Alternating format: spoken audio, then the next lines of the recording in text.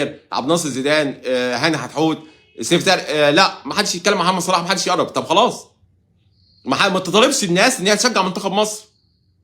احنا هنقلب المنتخب اهلي وزمالك. ما حدش قال لك اقلب. ما الاهلاويه بيشكروا في مصطفى محمد، الاهلاويه بيشجعوا مصطفى فتحي، والزملكاويه بيشجعوا تريزيجيه. فين الناس قلبتها اهلي وزمالك؟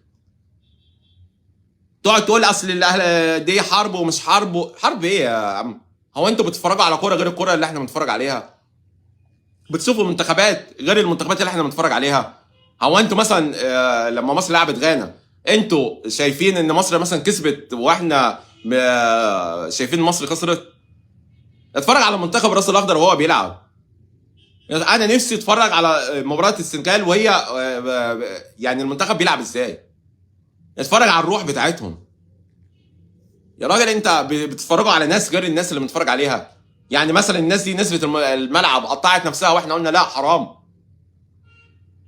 يا راجل المنتخب، انت مكسوف تقول المنتخب شكله اتحسن لما نزل تريزيجيه وطلع محمد صلاح ومحمد النني؟ مكسوف تقولها؟ يعني نفسي اصلا واحد من الاعلاميين اللي طلعت دي كلها يدي حق تريزيجيه، يدي حق لمصطفى محمد.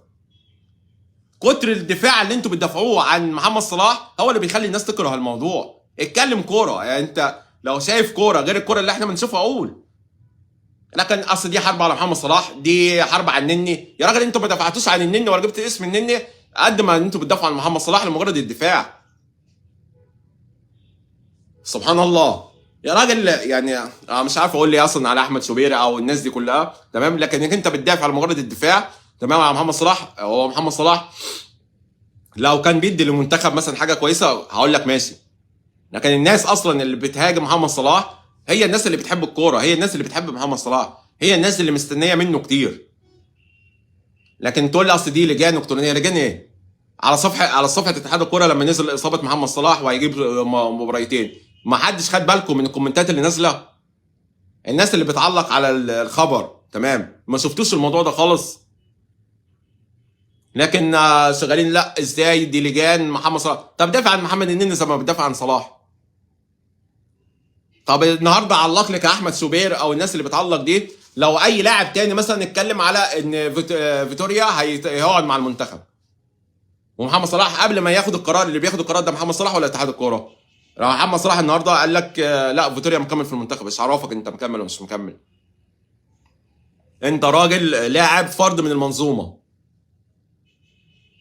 لكن هو انا شايف ان الموضوع المنتخب يعني بكره ان شاء الله باذن الله، يعني لما نلعب ان شاء الله نفوز وناخد الثلاث نقط ونصعد ان شاء الله باذن الله، تمام. مباراه مستاهله، مباراه قويه هتبقى للمنتخب. كل الناس اللي بتنتقد دي كلها غلط، والكومنتات السلبيه. يعني انت لو دخلت على اتحاد الكوره لما اعلن ان محمد صلاح ان هو هيغيب ماتشين عن البطوله الافريقيه، تمام، بسبب الاصابه، انت ما شفتش الكومنتات كاحمد شوبير؟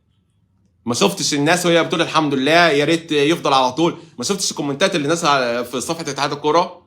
ولا مش حضرتك ما خدتش بالك منها؟ كل الناس اللي بتتكلم وتقول اي اعلامي، تمام، بيدافع عن محمد صلاح، هي الناس دي بتهاجم محمد صلاح ككره في محمد صلاح ولا حبا في المنتخب؟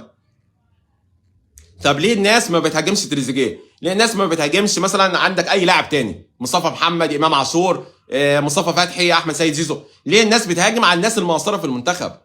ما تقعدش انت كاحمد شوبير او عبد الناصر زيدان او اي حد تاني، تمام، دافع عن محمد صلاح لمجرد الدفاع. محمد صلاح مش الناس بتنتقده على كشخص، الناس بتنتقد اسلوب لعبه في المنتخب. ما تحولش الناس من ضيق من اللي بتشوفه في المنتخب وانت عايز تجمله. الناس لو شايفه ان كل لاعب يدي اللي عليه ما حدش هيعمل كده. يعني الناس لو شايفه ان محمد صلاح بيدي اللي عليه في المباراه والمباراه خلصت التعادل، ما حدش هينتقد محمد صلاح. هو ايه الناس شافته يعني انت تقول كفايه ان محمد صلاح وصلنا كاس العالم؟ محمد صلاح ما وصلناش كاس العالم، تريزيجيه هو اللي وصلنا كاس العالم. ضربه جزاء هو اللي عافر في الكوره، وهو اللي عمل وقام وعافر في الكوره لما خد ضربه جزاء. ما تقعدش تقول ان محمد صلاح هو السبب. محمد صلاح مش هو السبب، السبب ربنا، تمام، وبعد كده اللعيبه. اوعى تفتكر ان منتخب مصر محمد صلاح ليه فضل عليه. مصر هي اللي فيها فضل على محمد صلاح، ليها فضل على النني. المنتخب دلوقتي اتحول من منتخب مصري واحسن لعيبه المفروض تبقى في المنتخب، اتحول لمنتخب المصابين اللي بيتاهلوا فيه اللعيبه. احمد حجازي بيتاهل، عمري ما شفت منتخب فيه لعيبه تمام موجوده في انديتها مش موجوده في قائمه الانديه ويروح المنتخب. معظم لعيبه العالم اللي مثلا يبقوا نجوم بيلعبوا في تشيلسي، بيلعبوا في اي انديه تاني في الدوري الانجليزي، تلاقيهم راحوا قبل مثلا بطوله اوروبا تمام، تلاقيهم راحوا مثلا بايرن ميونخ، راحوا مثلا الدوري التركي، راحوا اعارات للانديه الثانيه عشان يلعبوا ويقدروا يشاركوا مع منتخباتهم قبل مثلا بطوله اوروبا.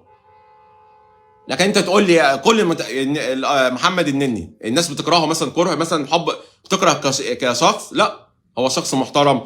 محمد النني لاعب خلوق، لاعب ما فيش اي حد يتكلم على احترامه في حياته الشخصيه تمام، ولا حد يقدر مثلا يتكلم على حياته الشخصيه بتاع محمد صلاح تمام. كل الناس متضايقه على اسلوب لعبهم، او ان هم مش الناس مش حاسه ان هم بيدوا المنتخب حاجه. بدل ما تقعد انت كاحمد شوبير